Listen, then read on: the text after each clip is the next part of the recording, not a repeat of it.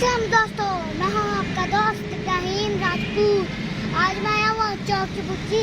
ये चौक चबूतरी की बिल्डिंग है और मैं आपको इसकी पूरी सैर कराता हूँ, तो दिखाता हूँ इसके अंदर से कैसी है। चलें चलें।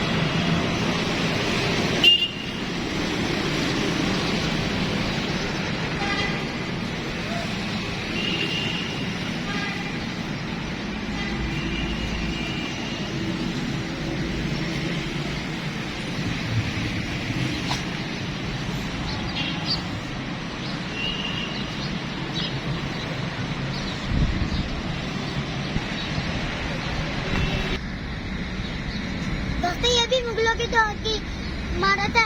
ये भी काफी पुरानी है और इसके साथ भी ये ऑरेंज ट्रेन भी गुजर रही है। देखें,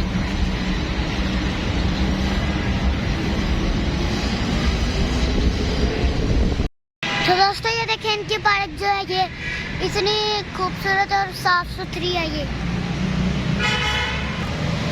इन्होंने ये डस्टबिन भी बनाई हुई है। इन्होंने ये देखे,